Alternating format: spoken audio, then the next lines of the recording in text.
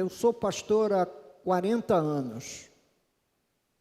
Vai fazer agora, nesse mês de janeiro, 42 anos que eu ministro a palavra de Deus, e entre um obreiro leigo e um pastor ordenado, 42 anos tenho pregado a palavra de Deus e passado, obviamente, por essa experiência de pregar em cultos que termina um ano e inicia o outro ano, e geralmente as mensagens que eu já ouvi e as mensagens que também acabei por pregar, algumas delas, têm uma função de encorajamento. E nesse ano eu, orando a Deus, pedi a Deus para que fôssemos o mais biblicocêntricos possível na pregação desse primeiro culto que abre os serviços cristãos dessa comunidade para o ano de 2023. E ser o mais bíblico possível foi o meu grande, digamos, o grande mote que norteou o meu coração na preparação desse sermão. Eu gostaria de levar os irmãos a pensar comigo sobre a importância de esquecer para avançar. Eu aprendi muito essa semana lendo artigos que trata sobre a importância de nós termos uma memória mais seletiva, uma memória em que nós possamos focar, e especialmente alguns artigos médicos que mostravam que a saúde, inclusive a saúde mental, passa pela habilidade de se esquecer de algumas das mais dolorosas experiências que nós temos na vida. Eu não sei se você já ouviu o testemunho de alguém que passou por um trauma muito grande, foi vítima de um acidente enorme, e quando você vai interrogar aquela pessoa que sobreviveu àquele acidente e aquele período de tensão máxima, quando você vai perguntar como é que foi, ele diz: eu não me lembro. Parece-me que nós somos dotados de um disjuntor que, sob profundo sofrimento ou sob profunda tensão, ele desarma naturalmente, protegendo-nos das lembranças dolorosas, das lembranças mais angustiosas da vida. Mas eu gostaria de começar falando que eu e você, eu não me excluo do contexto, e a maior parte de nós aqui adoraria dizer ou pensar na vida como se ela pudesse ser comparada a um parque de diversão ou a um desses resorts luxuosos, para onde se vai gente que tem uma condição financeira privilegiada para passar férias. Geralmente, os que não têm essas condições passam férias em casa mesmo, e às vezes até trabalhando mais do que se estivesse em suas atividades. Mas eu adoraria pensar na vida comparando-a a um parque de diversão ou a um desses resorts, mas não. A vida não, essa não é a melhor metáfora, essa não é a melhor linha de comparação. A vida não é um parque de diversão e não é um hotel 5 estrelas onde possamos descansar de nossas labutas. Na verdade, A vida seria maravilhosa se pudéssemos compará-la a um desses universos imaginários, indolor. Mas logo cedo, assim que tomamos consciência de quem somos, nós temos talvez lembranças muito dolorosas da infância, das dificuldades com que você nasceu e processou o seu crescimento, dificuldades enormes na vida, e você pode dizer, a vida também foi muito difícil para mim, pastor. Acho que a vida tem um quê de dificuldade para toda a gente. Não é só para mim, não é só para você, não é só para a pessoa que está do lado. A vida tem um quê de dificuldade e é por isso que nós somos, ou essa é uma das razões pela qual eu me converti.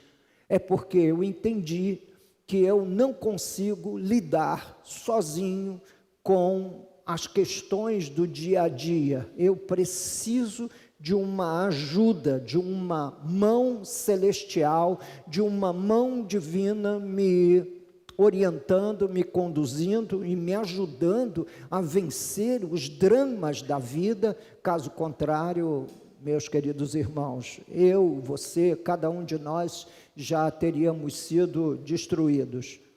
Eu gostaria de, nessa noite, ler o primeiro texto com vocês na segunda carta do apóstolo Paulo a Timóteo.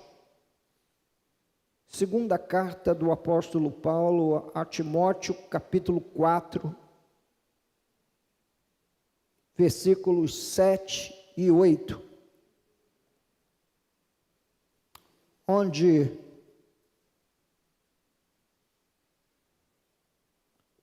Paulo, ele define mais ou menos a vida cristã, e essa é a melhor comparação que eu encontrei nas Escrituras Sagradas.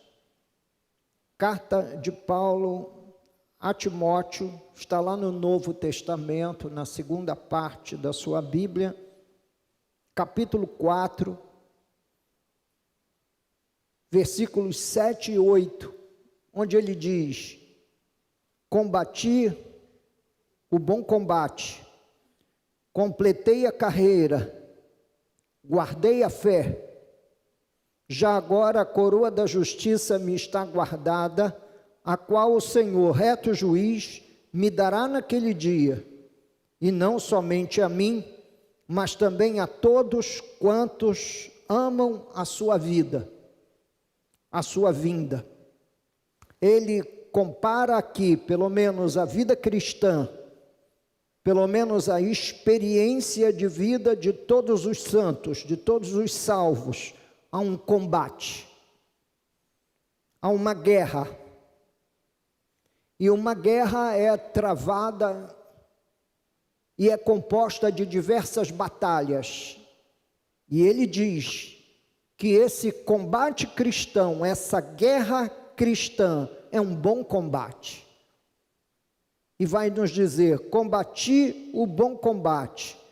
Vai dizer também que dentro desse contexto há uma carreira a ser concluída. Há uma carreira, como se nós estivéssemos engajados num exército, e nesse exército nós usufruíssemos de algumas promoções e patentes à medida que o tempo vai passando.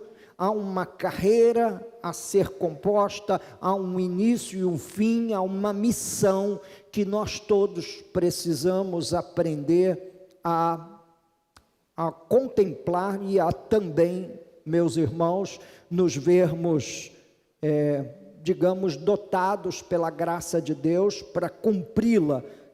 E do início ao fim, esse combate, essa carreira, ela é feita em nome da fé, e nós precisamos ser encontrados apesar da intensidade das batalhas, apesar da intensidade das lutas e das dificuldades, nós precisamos ser encontrados com fé, fé no coração. Portanto, Paulo comparou a vida a uma missão militar. Dentro da missão, ele a comparou a uma carreira que não se abandona, que se conclui guardando a fé, mesmo diante dos múltiplos ataques sofridos ao longo da caminhada. Assim é a vida, um combate diário, onde nós temos uma missão dentro desse combate, desde o início até o último suspiro, e nós precisamos viver cada dia tendo uma fé renovada no nosso coração. A finalização de tudo isso, ele descreve agora no verso 8, já agora a coroa da justiça me está guardada, a qual o Senhor, reto juiz, me dará naquele dia, e não somente a mim, mas também a todos quantos amam a sua vinda. Então, a finalização de tudo será na glória eterna, onde nós receberemos a coroa da justiça. Nessa marcha combatente, em busca do prêmio final, nós atravessamos momentos muito tensos e outros menos tensos, sem abandonar o apertado caminho que nos conduz à salvação em Cristo Jesus. Mas ninguém pode fechar os olhos para as dificuldades, as lutas, os atropelos pelos quais todos nós vivemos na vida. Um combate não é algo simples, um combate não é algo qualquer, um combate é algo pelo qual passamos, e muitas das vezes nós intensamente vivemos a dor dessas profundas e contínuas batalhas na vida. Mas a ideia aqui é como se sair bem nesse combate da vida, enquanto cristãos que somos, como nós podemos nos sair bem, como nós podemos, na verdade, combater da forma correta, chegarmos ao fim, completando a nossa carreira, não deixando para trás nada por ser feito. Como nós podemos passar por esses momentos, uns mais tensos, outros menos tensos, e chegar no fim e receber a coroa da glória. Mais uma vez, fazendo uso das palavras do apóstolo Paulo, gostaria que você lesse comigo Filipenses capítulo 3, versos 13 e 14, quando ele diz assim: irmãos, quanto a mim, não julgo havê-lo alcançado, mas uma coisa faço, esquecendo-me das coisas que para trás ficam, e avançando para as que diante de mim estão, prossigo para o alvo, para o prêmio da soberana vocação de Deus em Cristo Jesus. Ele diz, esquecendo-me das coisas que para trás ficam. Parece-me que Paulo está aqui nos orientando pela sua própria experiência de vida. Ele está dizendo para nós, testemunhando para nós, que ele vivia a vida assim, esquecendo o dia já vivido, com todas as suas experiências, e com todas as suas angústias, e com todos os seus percalços, e avançando para o futuro, com uma memória mais seletiva, com um cérebro, digamos, mais purificado e um coração também vazio de tudo aquilo que a tensão e as circunstâncias adversas da vida deixam como experiência para todos nós. Na ótica de Paulo, para nós triunfarmos nessa marcha combatente, nós temos que estar prontos a esquecer para prosseguir. Eu não sei se você, começando nesse primeiro domingo do ano, nesse primeiro dia do ano, pode olhar para o ano de 2022 e imaginar quanta coisa merece ser esquecida, merece ser apagada, para usar aí a linguagem do computador, merece ser deletada da nossa memória, arrancada, dar um delete e dizer: essa experiência eu preciso esquecer. Quantas experiências pelas quais eu já passei, e você também já passou, e outras pelas quais passaremos, que merecerão ser esquecidas, mas nós cometemos o gravíssimo equívoco de mexer nelas e não permitir que isso de fato caia no esquecimento adequado para a gente conseguir prosseguir. E via de regra, nós estamos lá mexendo naquela situação que nós já vivemos e que merece ser esquecida. No entanto, nós ficamos um tanto quanto que paralisados no tempo e na vida, lembrando dessas experiências desastrosas que a gente precisa esquecer. Para o apóstolo Paulo, se nós não formos capazes de esquecer, nós vamos ficar paralisados no decorrer da jornada. E não é só ficar paralisado fisicamente, a gente fica com a vida parada quando a gente não consegue esquecer de experiências que merecem ser, meus irmãos, apagadas da lembrança, apagadas da memória. Nós temos esse problema, nós somos humanos, nós não sofremos de amnésia, e não é isso, na verdade, que o Senhor está tentando nos ensinar na sua palavra. O que Ele está tentando nos ensinar é que nós precisamos ser seletivos do ponto de vista da nossa memória. Tudo aquilo que já passou na sua vida, tudo aquilo pelo qual você já viveu, todas as dores que você já sentiu, todas as angústias que o maltrataram, precisam ser esquecidas. Difícil, né?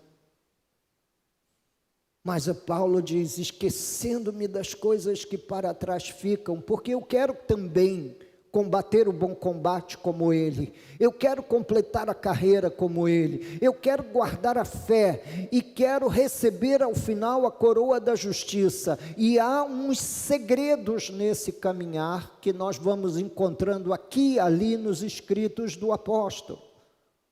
E um dos segredos que ele nos conta é a sua capacidade de esquecer das coisas ruins.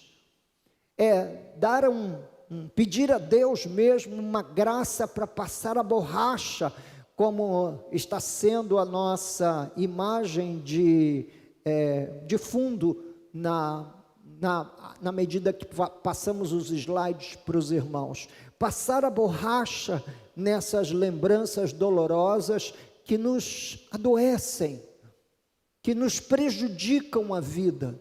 O caminhar na fé exige de nós que nós esqueçamos do que não presta.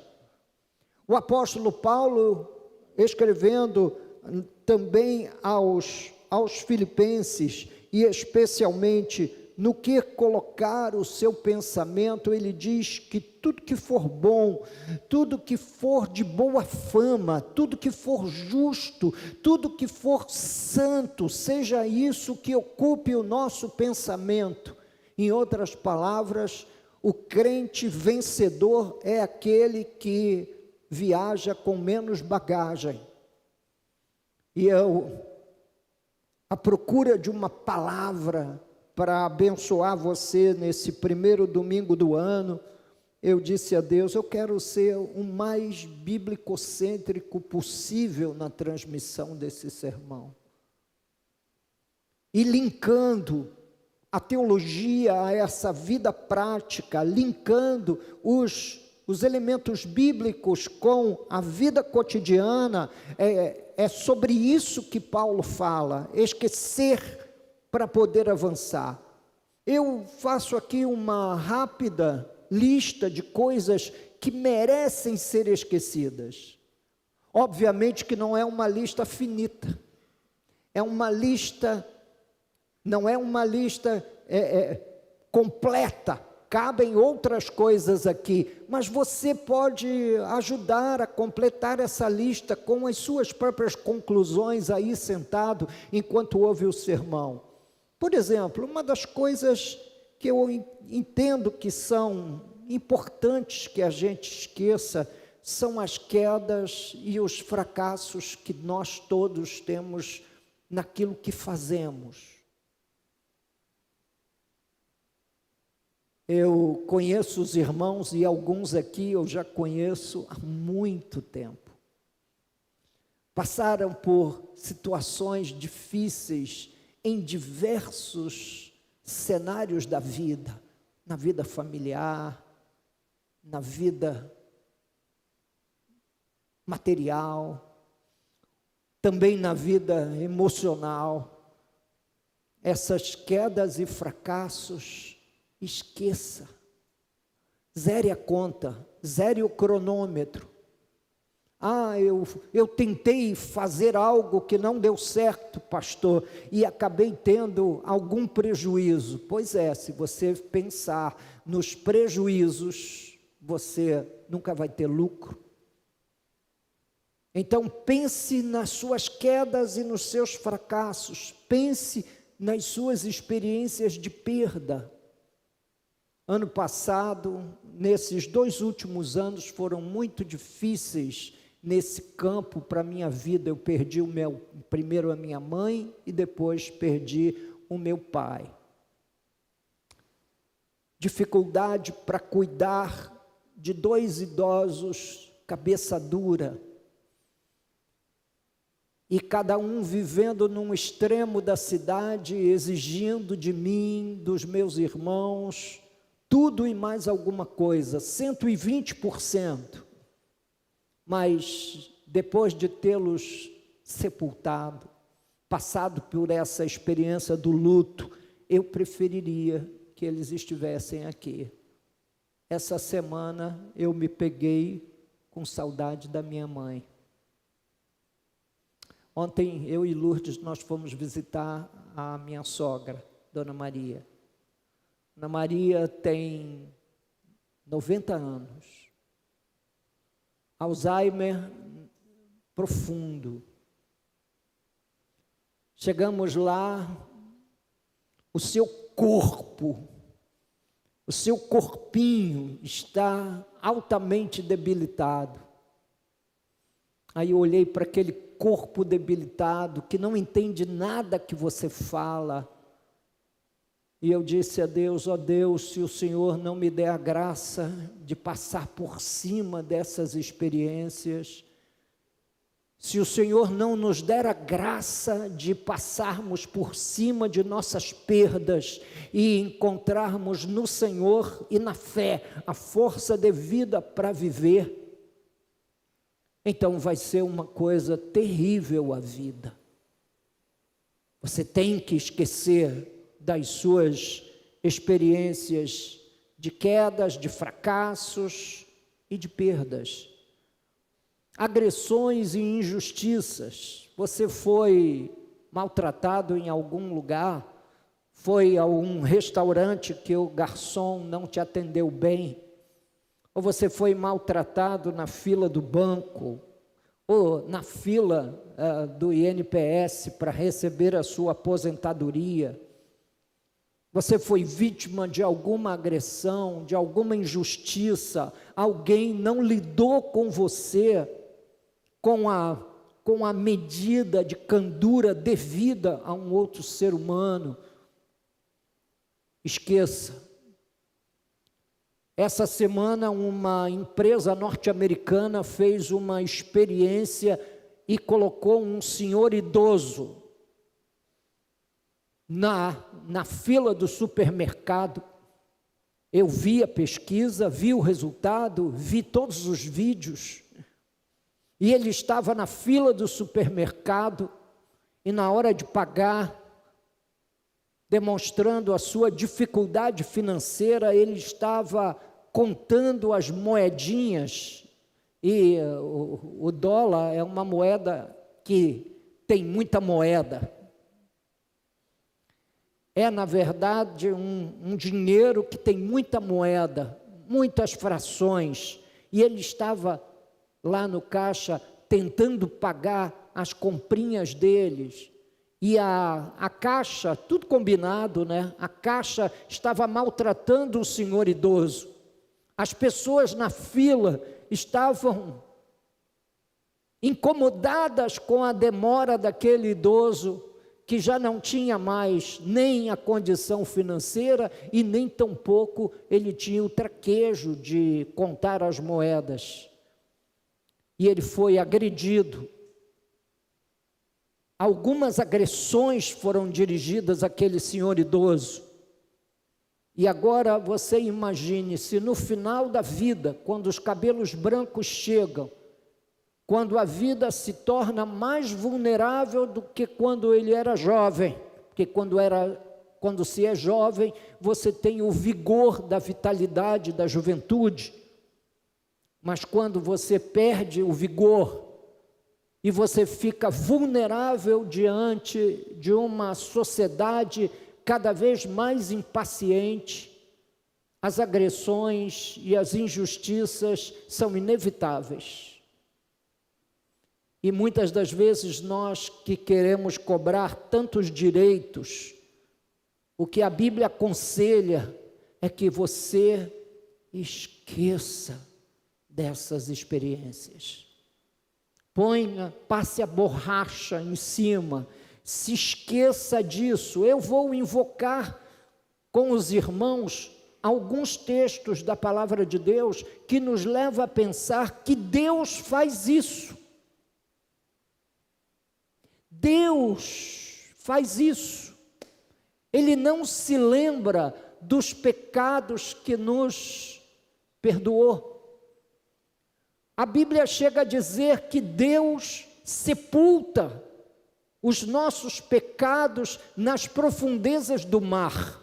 Daí, muito crente dizer e reconhecer o tal mar do esquecimento, a respeito do qual a Bíblia não fala. Você vai ver o texto, nós vamos ler juntos, se você vai descobrir. Então, quedas e fracassos, experiências de perdas, agressões, injustiças, ofensas e ofensores, especialmente dentro do seu nicho familiar, aquele cunhado, aquela cunhada, aquela discussão que houve, aquela situação complicada que tomou lugar lá na casa do seu avô, da sua avó, do seu tio, da sua tia, numa comemoração, merecem ser esquecidas. Ofensas e ofensores merecem ser esquecidos, e a maneira como Deus se esquece é perdoando. É assim que Deus se esquece, perdoando. Me parece que o perdão não é só um favor prestado a uma pessoa culpada. Não. O perdão faz bem a gente. O perdão nos traz saúde emocional e saúde mental. Ofensas e ofensores, traições ou coisas que se parecem com isso, merecem ser esquecidas. Em Eclesiastes capítulo 5, versículo 20, Deus está ao favor de você na hora de esquecer. Em Eclesiastes capítulo 5, versículo 20, o chamado livro do pregador,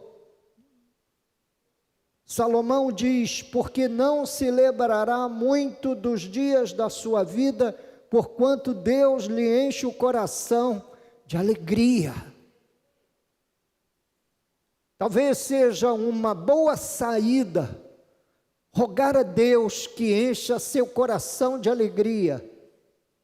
John Piper, talvez um dos pregadores que melhor entenderam essa questão da alegria, diz que Deus é mais glorificado quanto mais você se alegra nele.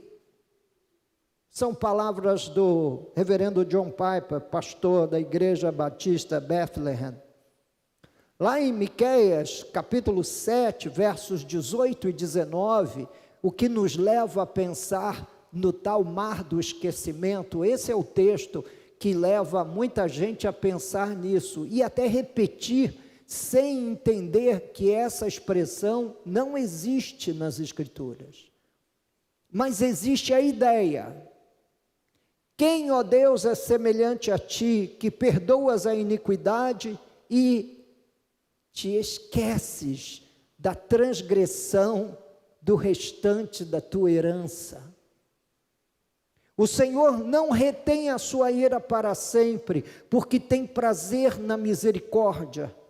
Tornará a ter compaixão de nós, pisará aos pés as nossas iniquidades e lançará todos os nossos pecados nas profundezas do mar.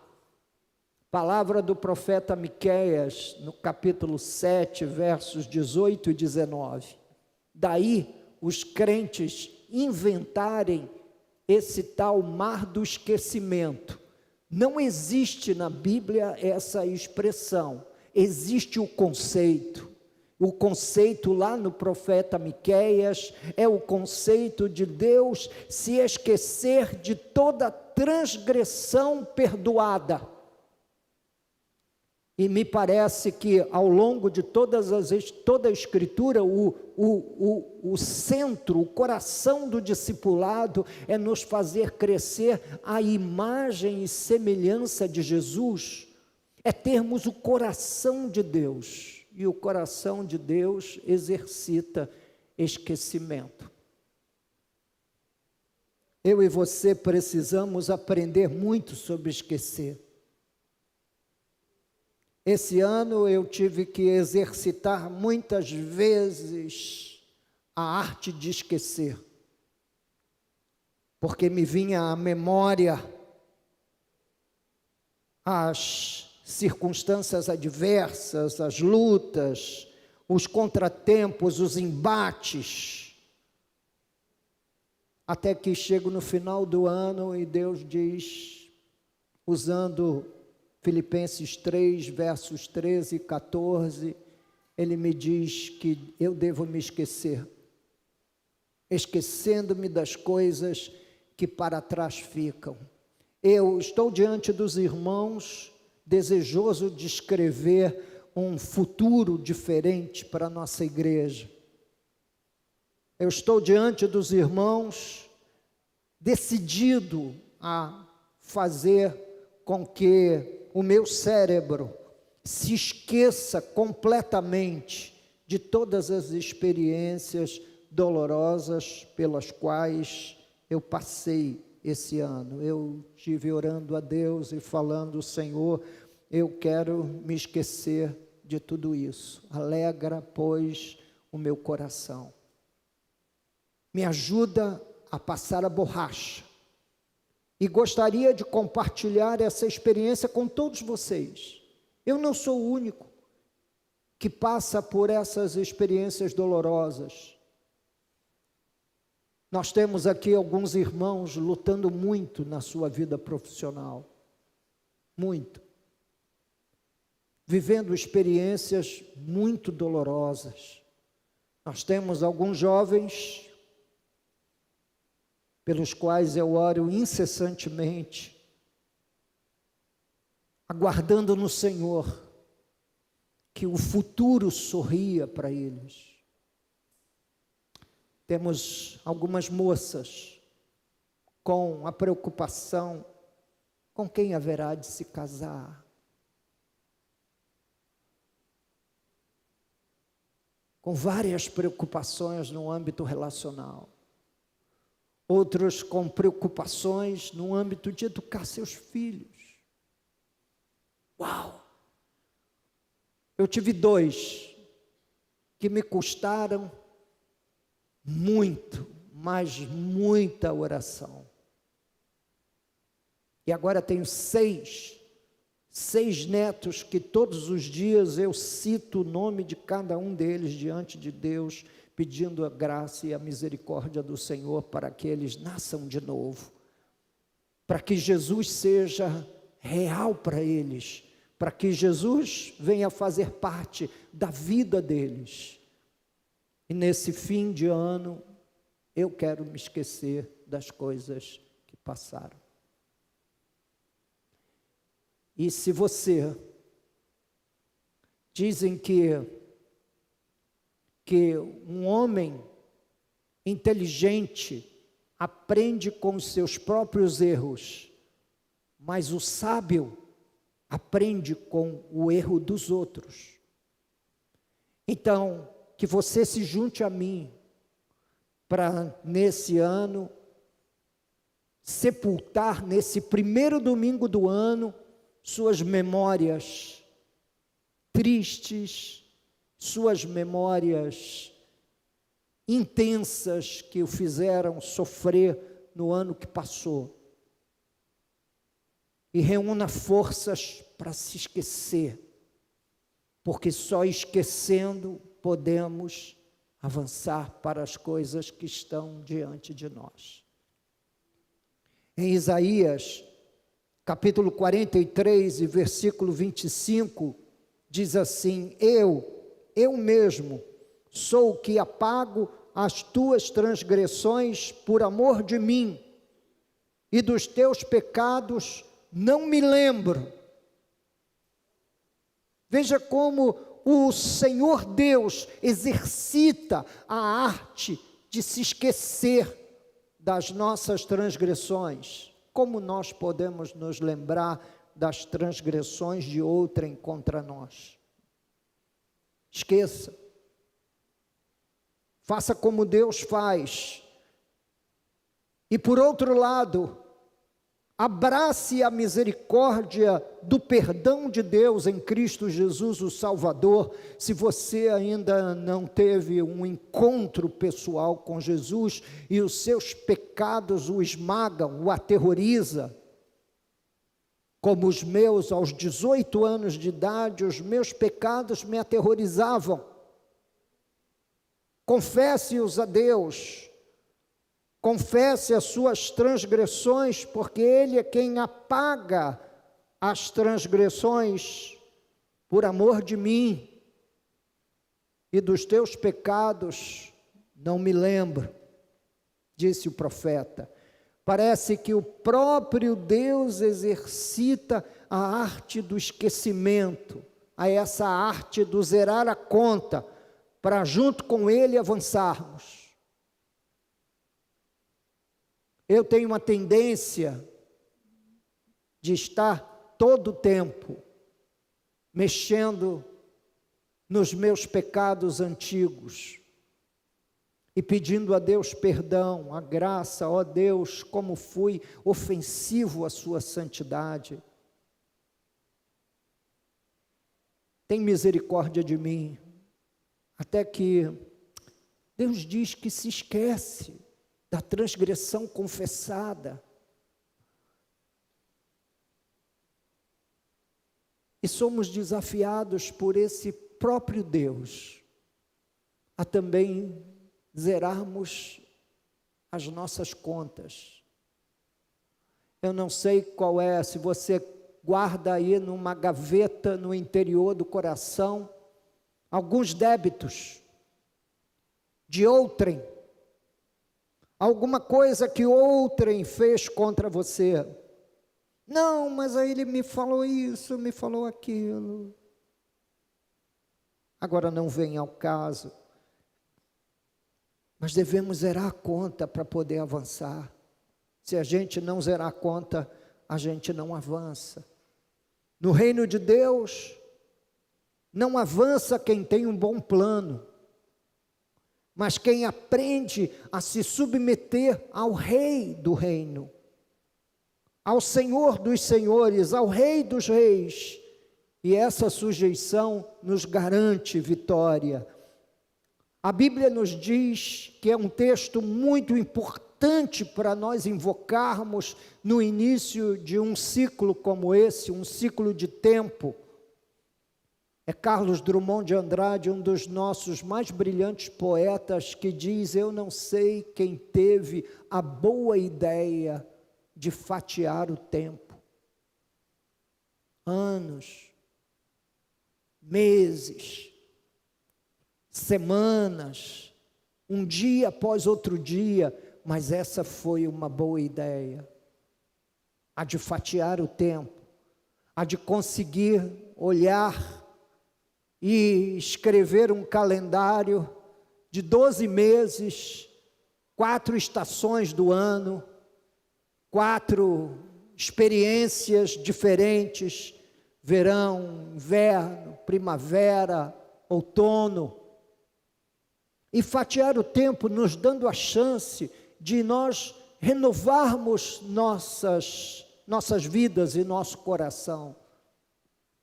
Essa é uma noite em que eu quero me esquecer.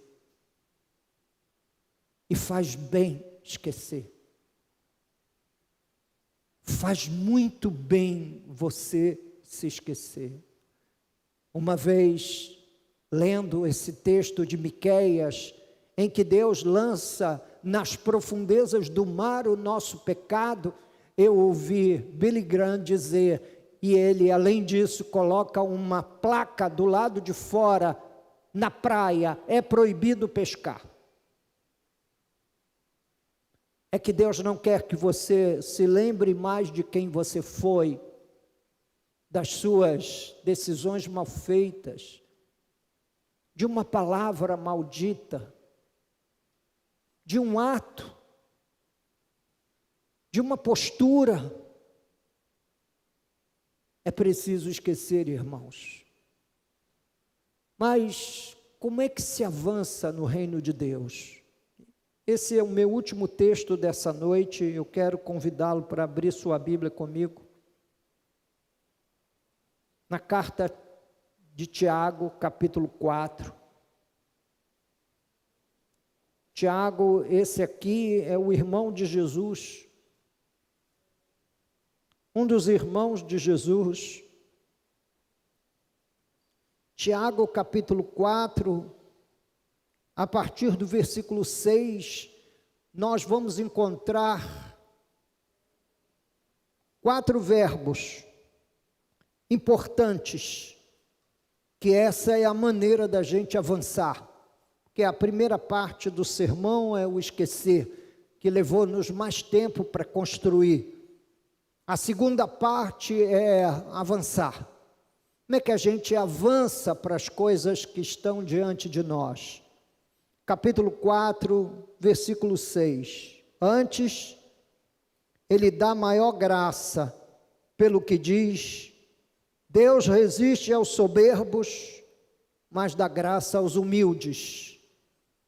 Portanto, se há algo que a gente precisa aprender, é que Deus agraciará sempre os humildes de coração. Não é aquele que se vê como um perfeito, não é aquele que se vê como infalível, mas é aquele humilde que se recolhe à presença de Deus e encontra consolo em sua presença. E agora vem Tiago e vai nos dar algumas orientações nessa questão da humildade. Versículo 7. Sujeitai-vos, portanto, a Deus, mas resisti ao diabo, e ele fugirá de vós. E essa é a primeira orientação que nós encontramos aqui. Sujeitar-se a Deus. Versículo 8, chegai-vos a Deus, e Ele se achegará a vós outros. Purificai as mãos, pecadores, vós que sois de ânimo dobre, limpai o coração. E finalmente, no verso 9: afligi-vos, lamentai e chorai, converta-se o vosso riso em pranto e a vossa alegria em tristeza. Fechando no verso 10: humilhai-vos na presença do Senhor e Ele vos exaltará. Então, encontramos alguns verbos. No verso 6, sujeitai-vos. No verso 7, no verso 8, chegai-vos. No verso 9, afligi-vos. E no verso 10, humilhai-vos. Ordens que nós todos precisamos ter diante dos olhos se a gente quer contar com a graça de Deus nessa marcha triunfante da vida, rumo às mansões celestiais. Sujeitar-se ao Senhor. A palavra de Deus não é um livro de simples consulta dominical. Não, a palavra de Deus, o Evangelho, ele tem profundas conexões com a vida humana, com o dia a dia humano. E nós precisamos consultar esse livro para vivermos de maneira a estar totalmente sujeitos ao Senhor. Chegai-vos a Deus. A oração não pode ser um apêndice da nossa vida cristã. A oração não pode ser, meus irmãos, uma boia socorrista em ocasiões emergenciais. Não, a salvação precisa ser um ato combinado com o nosso respirar. Chegai-vos a Deus, afligi-vos sim, porque Ele é totalmente santo, e nós, meus irmãos, conjugamos um coração, muitas das vezes, um tanto quanto rebeldes, que precisa ser corrigido. Então a Bíblia nos manda nos achegar a Deus, afligindo o nosso coração. Meu Deus, desventurado o homem que sou, quem me livrará do corpo dessa morte? Tem misericórdia de mim. E finalmente, humilhai-vos, vivendo uma vida humilhada na presença do Pai, inteiramente humilhada na presença do Pai. Isso nos faz avançar. E que Deus tenha misericórdia de todos nós e nos ajude nesses 4 movimentos: sujeitarmos-nos, achegarmos-nos, afligirmos-nos, humilharmos-nos diante do Senhor. Aprenda a encontrar alegria no exercício da vontade de Deus. Sujeite-se a Deus. Aquilo que Ele falar, obedeça. Nós temos o gravíssimo equívoco de estar discutindo com Deus, como medindo forças. Nós não venceremos jamais. Então sujeite-se ao Senhor, sujeite-se à sua vontade, diga para Ele: cansei de lutar, não quero lutar, eu quero me sujeitar a Ti, para ser conduzido pela vida, pela Sua mão, não pela minha mão, não pela minha habilidade, não pela minha sabedoria, não pela minha capacidade. Porque eu tinha um irmão, um membro da igreja em Joanesburgo, que ele dizia: irmão Gil, pastor, porque eu já sou um homem com mais de meio século de existência, sou um homem maduro com mais de meio século de existência, dizia ele. Eu disse: e daí?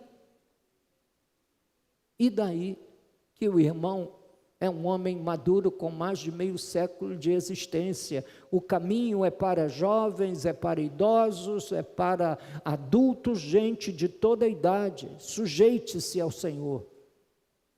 Chegai-vos, não fique distante, aproxime-se, não se esconda por trás do nominalismo cristão. Nós todos estamos aqui sob o comando missional de Cristo. Não se esconda, você tem uma missão. Não enterre o seu talento, chegue-se para Deus, para servir a Deus de todo o coração. Não se esconda por trás do fato de que você se declara cristão. Declarar não é tudo no Evangelho. É preciso que você viva uma vida achegada a Deus, aproximada de Deus. Viva a fé com paixão, afligi-vos. Não encare seus tropeços de modo natural, confesse-os, abandone-os. É assim que se avança no reino de Deus. É assim que a gente vai avançando, esquecendo-se das coisas que para trás ficam e exercitando as nossas energias naquilo que o Senhor Deus Todo-Poderoso nos orienta, para que possamos alcançar, afinal, o que Ele tanto anseia. E, finalmente, jamais se veja ao longo da jornada grande demais, capaz demais, independente ao ponto de não precisar orar e de não precisar de outras pessoas. Gente, nós precisamos uns dos outros. Nós precisamos da graça de Deus sobre a nossa vida. Vamos orar.